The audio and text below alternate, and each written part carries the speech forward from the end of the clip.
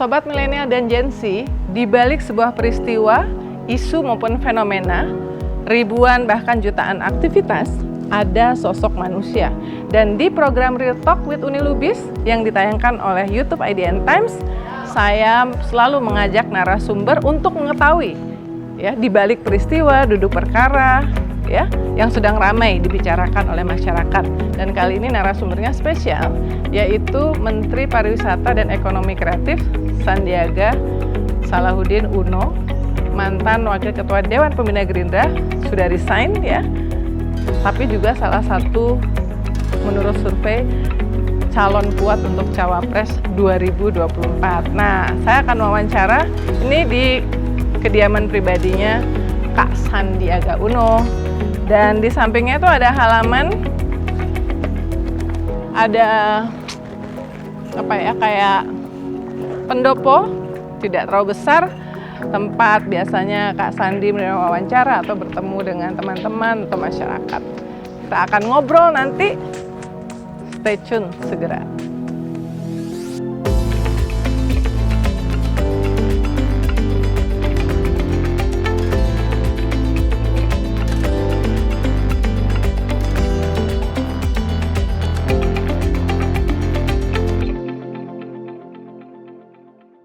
Nah, sekarang kita sudah dengan Menparekraf Sandiaga Salahuddin Uno. Saya dari dulu biasanya manggilnya Kak Sandi, karena kita kan anak Twitter ya. Kalau anak Twitter tuh saling memanggilnya Kak ya. Dan ini terlama. Anak terlama. Zaman Twitter masih seru ya, janjian kulineran gitu. Aduh, abis 2017 kayaknya agak serem ya Twitter ya. Jadi ini di rumahnya Kak Sandi, di daerah Kebayoran Baru, dan kaosnya Labuan Bajo karena kita wawancara tanggal 9 Mei.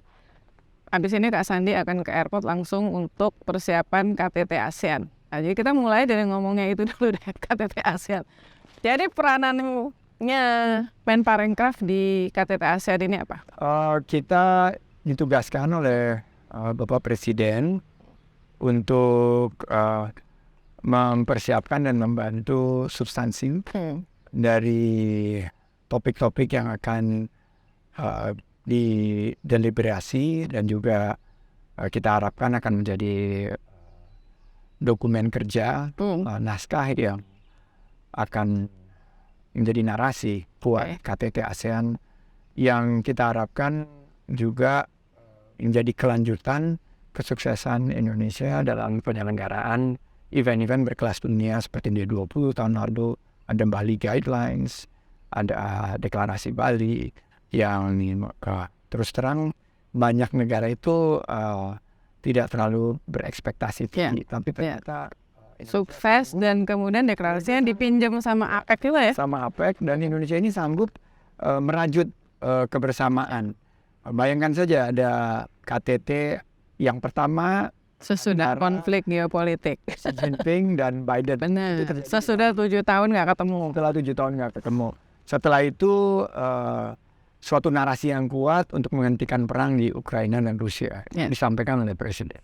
Nah, kali ini di Labuan Bajo ini karena settingnya juga ada di destinasi baru, kita ingin ada suatu pemikiran yang baru juga berkaitan dengan ASEAN sebagai single destination. Selama ini kita berkompetisi, kita lupa berkolaborasi, dan di bawah kepemimpinan Indonesia, di bawah keketuaan kita harapkan narasi yang kuat agar pariwisata Indonesia itu bisa menciptakan terobosan-terobosan di 2024, targetnya 4,4 juta lapangan kerja. Kalau dari KTT ASEAN sendiri berapa yang di Labuan Bajo ya? Karena kan September kan Jakarta. Berapa kira-kira prediksi perputaran uang rezeki lah, terutama untuk masyarakat lokal ya, dari pariwisata maupun ekonomi kreatif? Jadi kalau kita bicara angka, Labuan Bajo itu berdasarkan kapasitas bandara sekitar 1 juta jumlah wisatawan yang datang, baik itu mancanegara maupun wisatawan Nusantara. Nah, yang harus kita jaga karena Taman Nasional Komodo itu daya dukungnya hanya 200.000. Sementara sisanya itu harus kita carikan destinasi-destinasi lain. Prediksi kami dari segi angka ini akan meningkat di 2 minggu sebelum KTT dan 2 minggu setelah KTT itu sekitar 15-20%. Sehingga akan menyumbang tambahan pendapatan bagi masyarakat itu kita harapkan bisa ditarik sampai ke bulan-bulan selanjutnya. Kalau lihat daripada kamar hotel semua sudah. Ya, saya lihat di IG-nya ada data isi tempat-tempat kuliner pada penuh. Sampai hotel di kapal terapung ya, KM Sinabung. Hotel untuk pendukung kita siapkan hotel terapung, live on board semua terjual, dan yang banyak dikeluhkan tapi ini berkah sekaligus juga PR buat kita, harga makanan naik di sana karena permintaannya sangat tinggi. Tapi nanti kepala negara tuh pergi ke lihat komodo nggak sih? Memang disiapkan kunjungan ke Taman Nasional Komodo dan kita harapkan ini menjadi daya tarik utama Labuan Bajo. Dan kebetulan saya bertugas untuk menjemput Perdana Menteri Singapura.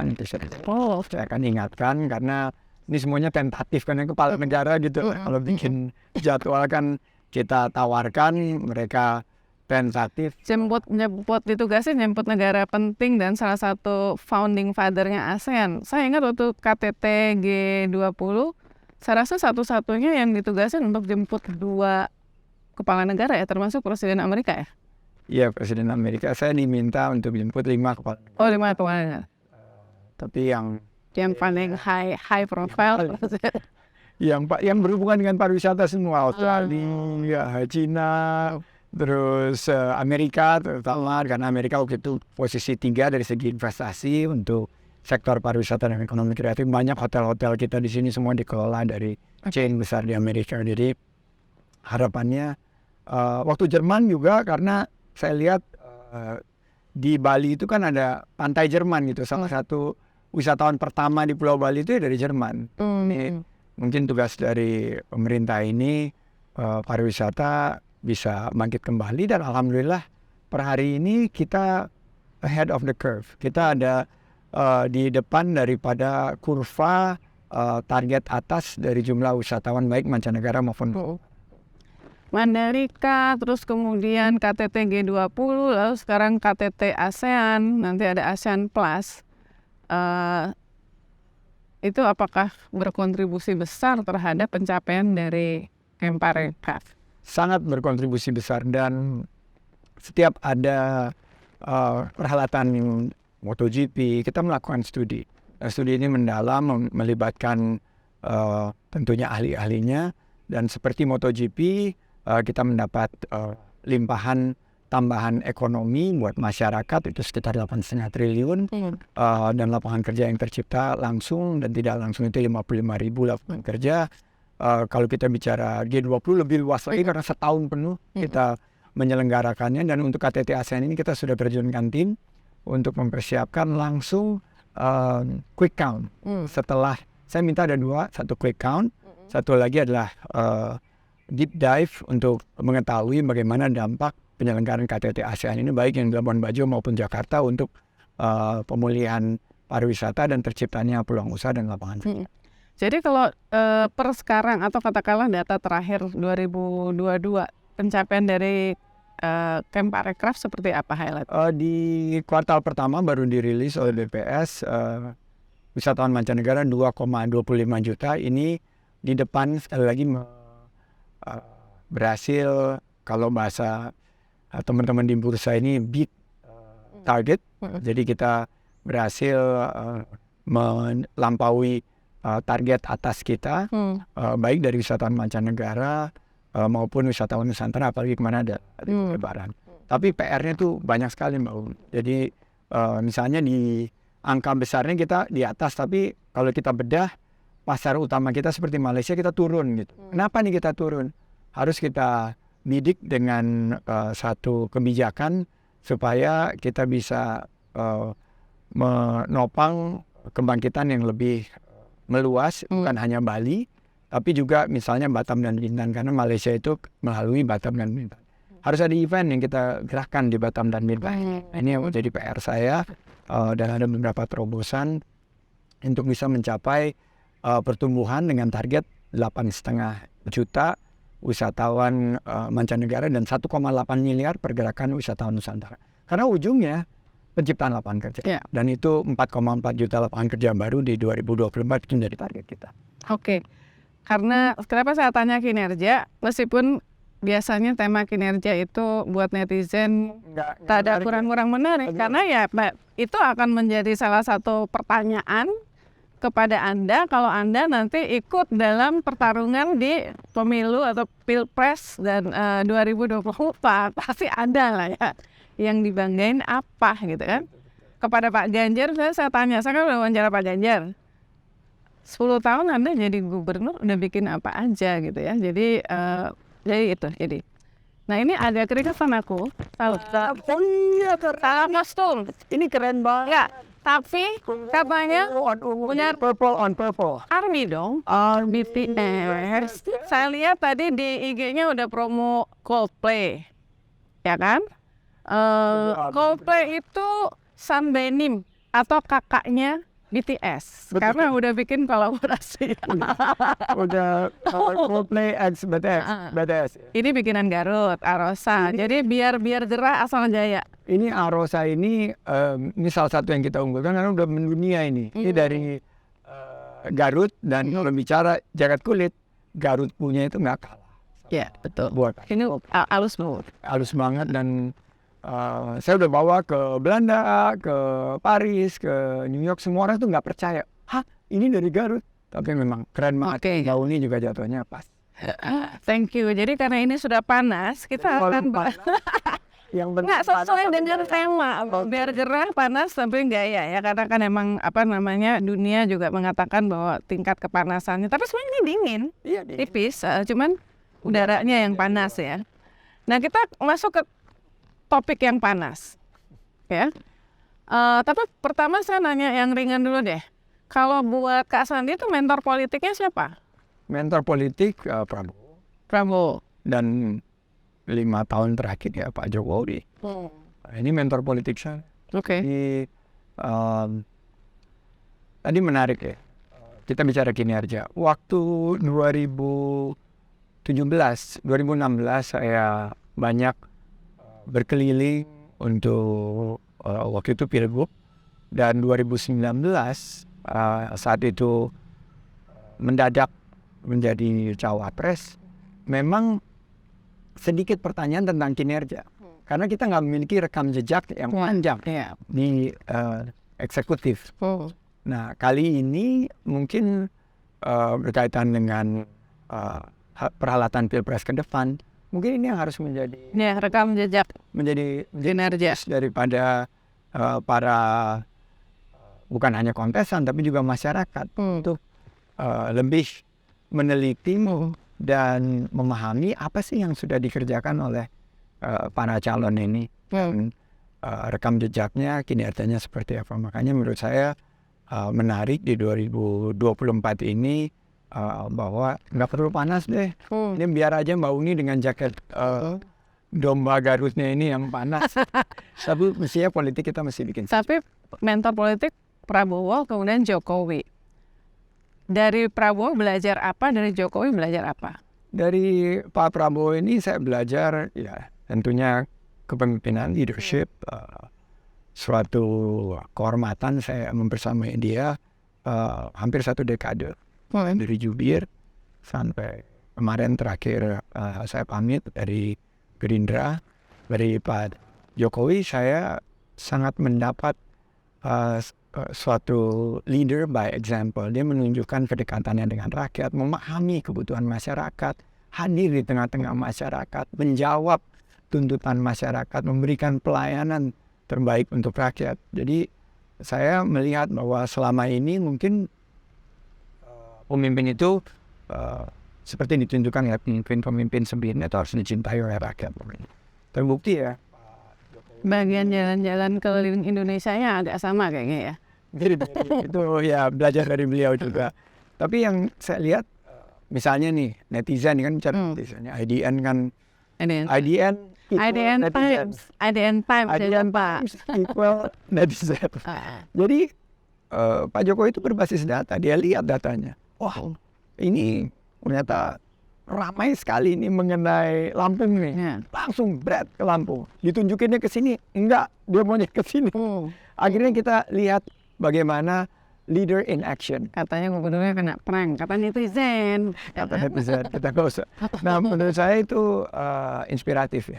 Pak Prabowo juga, bahwa Pak Prabowo menunjukkan suatu loyalitas yang luar biasa setelah kita selesai di 2019 dan saya kebetulan ada di tengah-tengah pembicaraan tersebut untuk sudah kompetisi selesai, sekarang kita kolaborasi. Bertanding selesai, kita bersanding, kita bergabung dan mendukung pemerintahan Pak Jokowi Ma'ruf Amin. Kalau Bu Mega, menurut Kak Sandi? Bu Mega ini karena kami... Kan soalnya 2012 aku riset, 2016 Kak Sandi juga salah satunya waktu mau cagup DKI melamar ke 4 partai. Waktu itu udah di Gerindra, tapi ke PDIP juga, ke PKB juga ya, ke Golkar juga kalau nggak salah ya. Betul.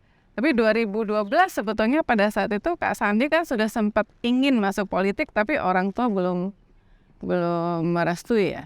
Ya, jadi 2012 itu bukan saya ingin, tapi saya diajak sama beberapa rekan-rekan untuk masuk ke dalam ranah politik. Sebetulnya mulainya di 2010 saya belum siap, belum dapat izin dari orang tua, baru dapat restu itu 2014-2015 saat Pak Prabowo mengajak sebagai jubir dan masuk ke Partai Gerindra. Nah, kembali ke Bu Mega.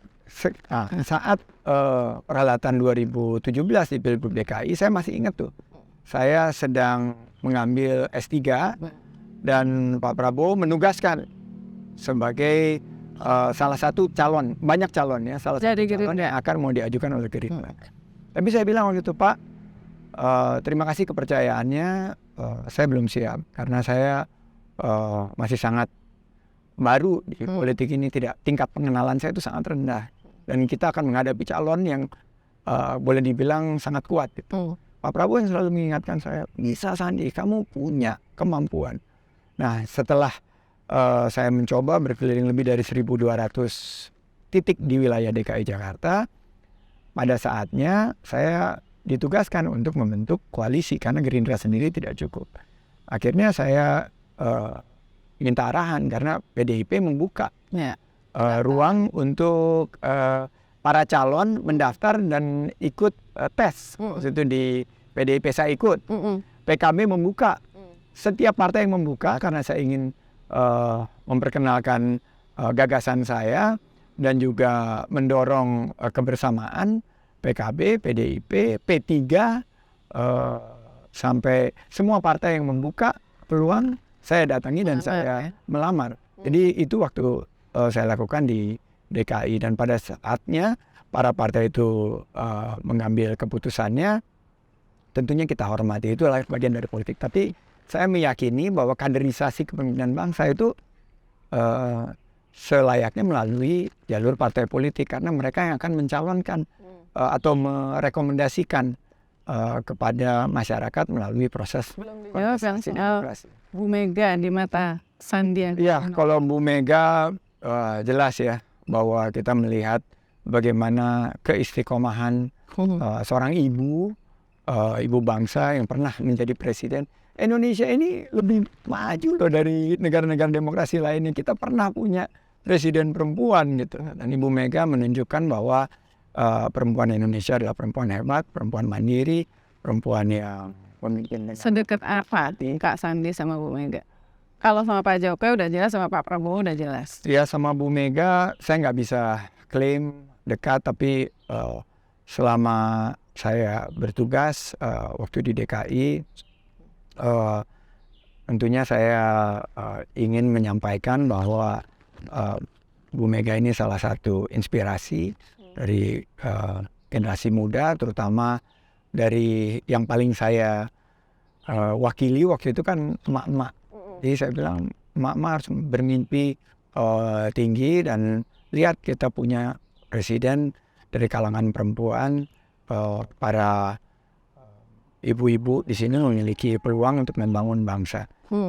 Tentunya saya juga punya hubungan baik sama Mbak Puan, sama anaknya Mbak Puan itu sahabatan sama anak saya. Pinkan sama Pingko. Pinkan nih, sahabatan sama anak kedua saya, Amira. Sering nginep di sini. Tapi ya berteman aja gitu, nggak pernah bicara politik, nggak pernah bicara tentang pekerjaan. Dan ibu saya ini juga sangat mengagumi Bu Mega dan keluarganya, karena waktu di Bogor selalu kerap diundang untuk menjadi kabar bagus kalau karena masuk Istana Bogor. Beliau tinggal di Bogor dan selalu berkirim surat. Jadi mestinya Ibu Menlu, ibunya Kak Sandi udah pernah berinteraksi dengan Ibu Mega ya? Cukup intens, cukup dekat. Tapi ya ibu sama ibu gitu. Nggak pernah melibatkan, dan menurut saya konteksnya bukan konteks politik atau konteks pekerjaan, tapi konteks lebih dalam lingkup sosial dan kemasyarakatan. Kalau menurut Kak Sandi, karena kan ini tantangan dunia seperti inilah ya, ekonomi juga belum menentu. Kita lihat di Amerika separuh, ada riset mengatakan separuh dari bank di Amerika itu bisa sedang bermasalah ya. Udah ada yang collapse juga. Challenge besar, tapi kita beruntung ada di regional ASEAN yang pertumbuhannya relatif lebih tinggi dibanding yang lain. Jadi ke depan post pandemic ini challenge ekonomi besar dan persoalan yang lain ya, termasuk konflik geopolitik yang harus disikapi dengan bijaksana oleh Indonesia. Kalau menurut Kak Sandi itu, kalau ngelihat di luar soal salah satu yang disurvei dianggap salah satu yang tertinggi untuk Cawapres, menurut Kak Sandi 2024 itu kriteria Capres-Cawapres tuh musuhnya apa? 3 deh. Kalau ini Entan kan soalnya 3. Iya, itu keren banget loh. Kalian bikin dulu. Listicle. Udah AI kan. Menurut riset, Artificial intelligence. Listicle itu lebih disukai milenial. Tapi begitu aku baca headline 3, jadi kayak pengen tahu gitu 3 gitu loh. Tapi kalau 10 aduh banyak. Tapi kalau 3. Kalau 10 biasanya potret keindahan Labuan Bajo menjelang KTT ASEAN. 10 potret keindahan. Nah, kalau KTT orang mau lihat 10 ya. Kriteria ini Capres. tentunya bukan ranah saya ya, karena ini ranahnya pimpinan partai politik dan juga mereka yang akan menentukan. Tapi melihat dari kontestan-kontestan ini, mungkin dengan tingkat kepuasan pemerintah yang sangat tinggi, 80% sekarang, salah satu tertinggi dalam sejarah. Di akhir pemerintahan yang tinggal 18 bulan, menurut saya mungkin 3G ya. G pertama itu gercep, gerak cepat. Kita harus mempercepat pembangunan kita, karena walaupun udah capaian infrastruktur tuh, lihat Lampung. Tuh lihat, mungkin nggak usah Lampung, dekat-dekat kita di Banten juga banyak tantangannya gitu, jalan-jalan. Jadi kita harus membangun lebih cepat lagi untuk melayani masyarakat. Kedua, gerak bersama. Jadi harus ada kebersamaan, continuity, persatuan, jangan dipecah belah lagi. Kita semua bersama. Bagaimana konsep demokrasi di Indonesia ini yang cukup inovatif ya, bertanding terus bersanding, berkompetisi, berkolaborasi, dan rukun gitu, guyup, sesuai dengan gotong royong. Dan G ketiga, gaspol, garap semua potensi dalam semua aspek ya. Aspek. Jadi kita nggak bisa lagi, kita hanya membangun ini, tapi semua kan Indonesia ini luas. Harus kita lihat dari demografi, geografi, sektor, bukan hanya pariwisata ekonomi kreatif, tapi juga pendidikan, kesehatan, itu kita gaspol semua. Kenapa? Kita punya window yang sangat, jendela yang sangat sempit menuju Indonesia maju. Dan kalau kita miss, ini hilang, karena kita bonus demografinya hanya terjadi sekali. Kita lihat bagaimana negara yang memanfaatkan bonus demografi itu, seperti Korea, Jepang. Ini baru pulang dari Korea ya? Baru pulang dari Korea. Itu berarti 5 triliun katanya. berhasil mendapatkan wow efeknya, sehingga mereka sekarang negara maju.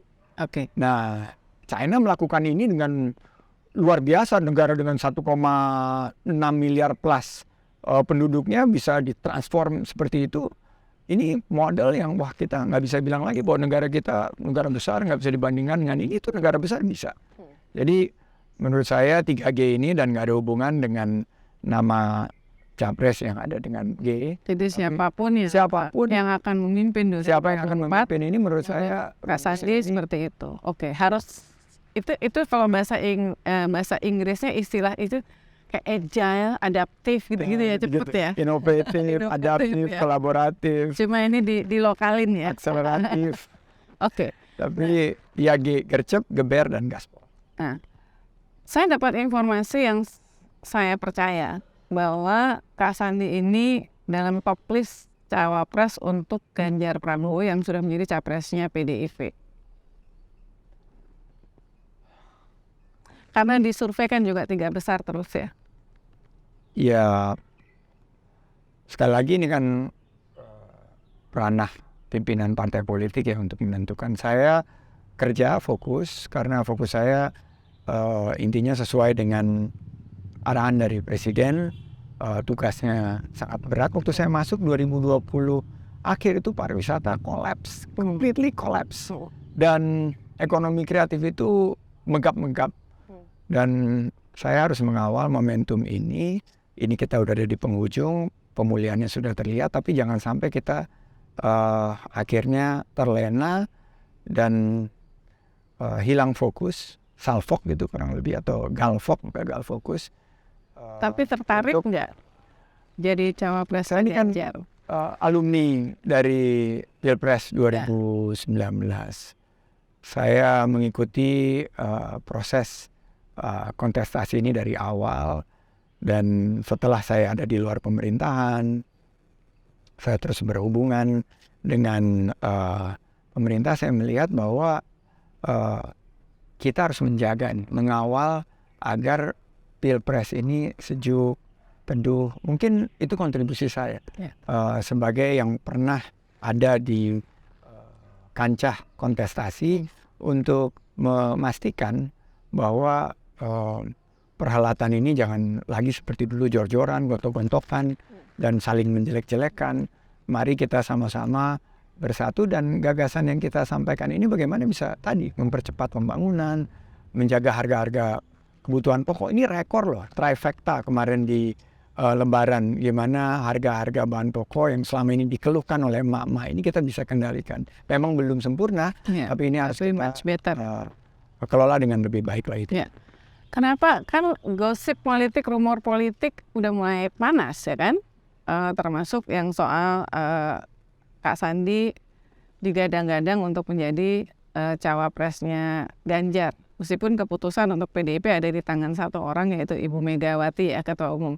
Tapi ini juga bukan gosip ya, karena read between the line ya. Sekjen Partai Demokrasi Indonesia Perjuangan, Mas Hasto, mengatakan bahwa kriteria ya cawapres yang mendampingi, yang bisa untuk mendampingi Ganjar Prabowo, dia mengatakan nih, cawapresnya harus memiliki visi yang sama sehingga bisa menjadi pasangan yang cocok seperti Megawati Soekarno Putri dan Hamzah Has.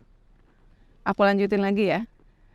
Kami melihat kesesuaian chemistry yang saling melengkapi. Ini bicara soal Megawati dengan Hamzah Has. Wapresnya Ibu Mega sesudah Bu Mega naik jadi presiden menggantikan Gus Dur ya. Dan Hamzah Has dari P3 ya. Karena itu sangat logis kalau semuanya termasuk saya cukup yakin bahwa Anda akan bergabung dengan P3. Tapi kapan? Ini akan berproses secara alami, secara natural, tidak terburu-buru, tidak tergesa-gesa. Belum 1 bulan saya pamit mundur dari Gerindra, sekarang lagi menata langkah ke depan. Tapi pembicaraan dengan P3 terus berlanjut, semakin intensif, dan mudah-mudahan ini nanti dibukakan jalannya. Tapi ucapan Mas Hasto ini indikatif kan, setuju nggak? Saya begini, saya meyakini. Jadi ada sejarah antara PDIP dengan P3. Saya meyakini bahwa mother knows best. Saya meyakini bahwa perempuan intuisinya itu ya kayak saya mengidolakan ibu saya ya, bahwa nanti kan keputusannya juga akan tepat sesuai dengan kepentingan terbaik. Dan sesuai dengan harapan masyarakat. Tapi udah pernah ada yang kontak dari PDIP atau bahkan Bu Mega bicara atau Mas Belum Hasto ada, gitu? sama sekali belum ada, dan saya mengerti tempat saya mengerti kapasitas saya mengerti wewenang dan ranah yang saya harus jaga betul-betul, dan saya tidak ingin mendahului apalagi kesusu, dan saya lakukan manuver-manuver yang nanti mungkin membuat banyak orang tidak nyaman. Sekarang saya fokus dulu menata langkah. Jadi yang lebih menentukan kapan Mas Sandi, tapi udah pasti ke P3 kan? Cuman kapannya yang belum? Ya ini kita lagi upayakan. Supaya dapat scoop lah. Ya spill. Spill the tea. Ya mudah-mudahan karena Mbak Uni ini teman lama, ya dapat kami sampaikan pembicaraannya sudah sangat matang dengan PLT Ketum. Kita tunggu. Kita juga monitor Kak Sandi diundang hadir di berbagai acara P3, termasuk yang bukan acara gede ya, yang acara-acara kecil-kecil aja. Jadi kita ya tadi read between the lines, melihat tren gitu ya. Nah, jadi yang menentukan kapan Kak Sandi akan resmi bergabung dan itu kalau soal cawapres nanti bergantung kepada partai politik ya. Tentunya dalam hal ini karena posisi tawar dari PDIP lebih besar dibanding elektabilitas dan jumlah suara P3, pasti Ibu Mega akan sangat menentukan. Code name Pak Lurah, Pak D, Pak Jokowi lah ya. Bahkan koalisi, kalau koalisi yang isinya ketua-ketua umum partainya itu adalah menteri-menteri Pak Jokowi, juga katanya itu adalah desain dari Pak Jokowi. Gimana menurut Kak Sandi? Yang akan menentukan nanti Pak PLT Ketum P3, Pak Mardiono. Karena beliau yang tentunya memiliki wewenang itu. Saya mengikuti proses secara alami. Tapi P3 kan di dalam pemerintahan lewat Pak Soeharto yang notabene masih ada hubungan. Ya, paman saya itu. Paman Paman kan? saya, dan banyak yang nggak tahu bahwa oma saya itu namanya Ruwaida Monoarfa. Jadi itu sangat dekat hubungannya dengan saya, dan tentunya saya sebagai menterinya pembantu presiden. Gitu. Langkah-langkah yang saya lakukan ini saya laporkan kepada beliau, dan saya tidak pernah menyembunyikan ini, tapi banyak arahan-arahan beliau atau wejangan-wejangan beliau yang menjadi pegangan saya ini. Beliau ini Pak Jokowi. Pak Jokowi sifatnya tertutup, dan apa yang disampaikan Pak Mardiono ke saya juga sifatnya tertutup. Jadi saya nggak bisa, saya menghormati prosesnya, dan saya diminta untuk terus mendekati para ulama, para kiai, untuk menerangkan, menjelaskan gagasan dan apa yang bisa diperjuangkan bersama. Karena ini bukan mudah-mudahan beli kucing dalam karung, tapi sesuatu known entity. Apa yang kita inginkan, kita perjuangkan, apa yang kita bisa kontribusikan, bukan hanya untuk partai, tapi untuk NKRI. Karena kita bicara bahwa bagaimana kita hadir untuk menangkap aspirasi dan menghadirkan solusi membantu masyarakat. Tapi chemistry dari Kak Sandi sendiri kalau sama Pak Prabowo udah pasti nggak nih? Ya kan 3 capresnya yang menurut survei terkuat dan sudah deklarasi juga dideklarasikan ya oleh partai pendukung. Pak Prabowo udah pasti nggak mungkin karena Pak Sandi udah pamit.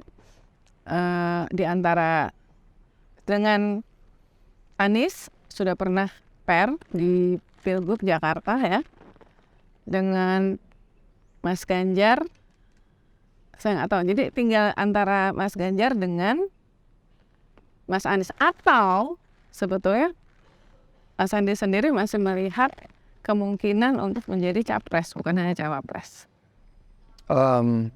Chemistry-nya semua saya memiliki chemistry yang bagus sama Pak Anies. Pernah bermitra, sama Pak Prabowo juga pernah bermitra dan pernah menjadi anak buah.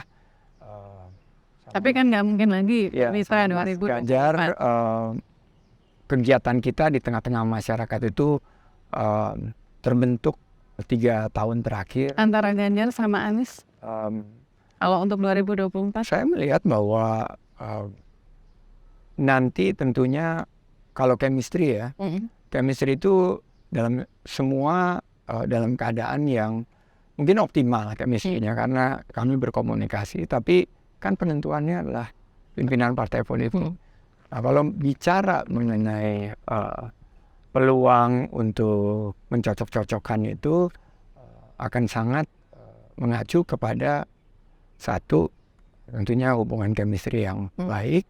Nomor dua, bagaimana dukungan partai politik. Dan partai politik ini pasti akan mempertimbangkan untuk terbaik buat bangsa dan negara. Masih berpikir untuk jadi capres nggak?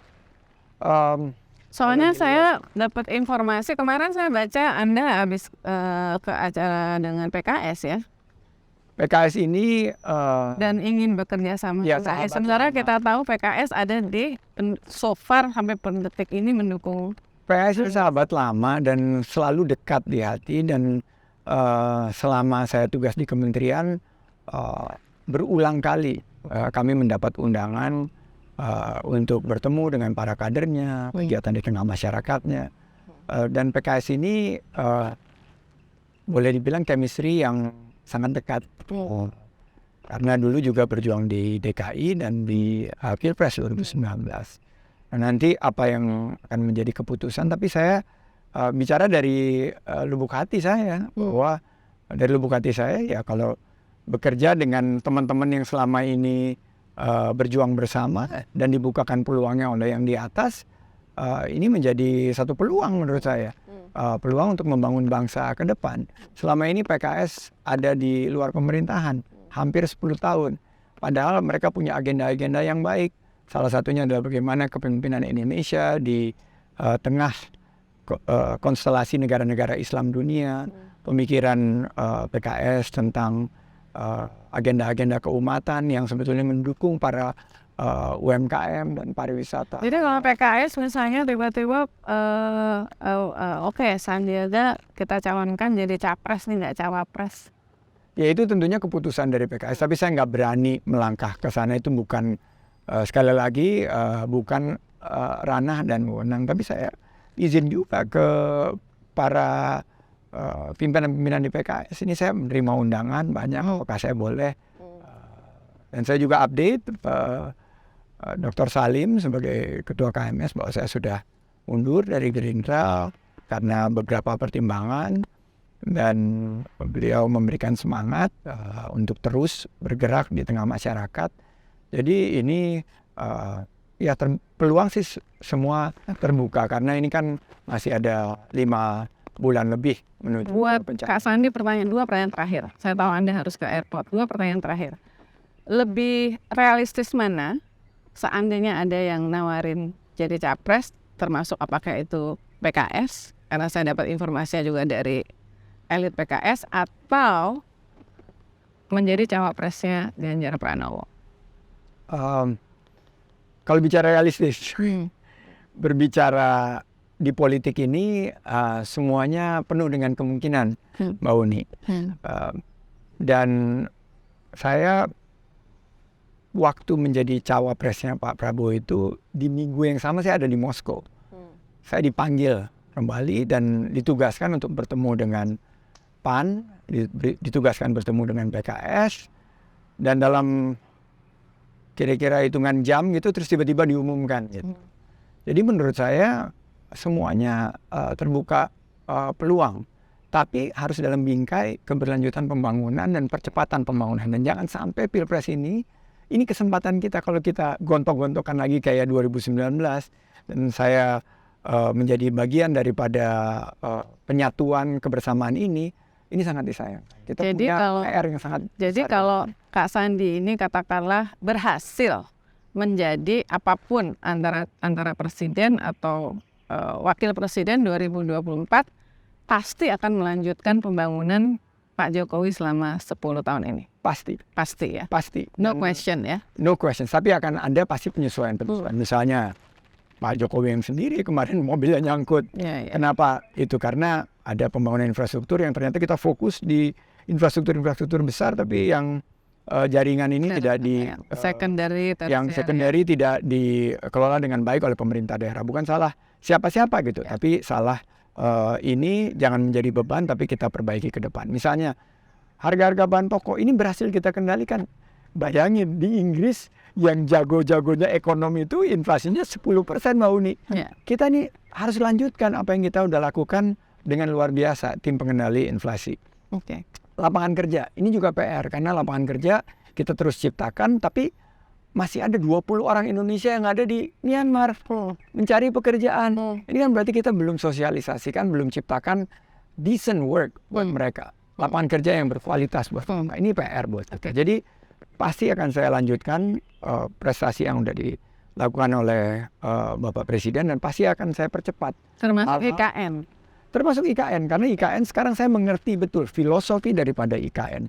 Bahwa IKN itu bukan hanya sekedar memindahkan ibu kota, tapi itu filosofi berbangsa bernegara, bahwa kita ini bangsa Indonesia dari Sabang sampai Merauke. Selama ini pembangunan kita sadar tidak sadar mayoritasnya ada di Pulau Jawa. Bagaimana kita mendistribusikan dan mendemokratisasikan peluang itu kepada seluruh masyarakat Indonesia. Bergerak ke IKN itu merupakan simbolis dan pesan yang sangat jelas kepada seluruh masyarakat Indonesia bahwa kita akan memperhatikan dengan konsep no one left behind. Surat resign terakhir banget, surat resign yang Anda sampaikan lewat Sufmi Dasko ke Pak Prabowo udah dibalas belum? Belum pernah sih. Atau ngarepin dibalas atau sebenarnya enggak? Saya nggak berani, itu bukan wewenang saya. Pak Prabowo pasti punya pertimbangan. Saya terus mengirim pesan kepada beliau, dan saya berharap yang terbaik untuk beliau. Beliau akan terus menjadi idola saya sampai kapanpun, dan doa terbaik saya untuk Pak Prabowo. Thank you so much Kak Sandi. Masih banyak pertanyaan, tapi nanti kita masih pada waktu-waktu. Kan ada lagi sama Adi Entang. Jadi itu tadi Real Talk with Uni Lubis bersama Kak Sandiaga Uno, Menparekraf, yang juga adalah salah satu kandidat kuat cawapres menurut hasil dari survei-survei. Stay tune untuk Real Talk berikutnya.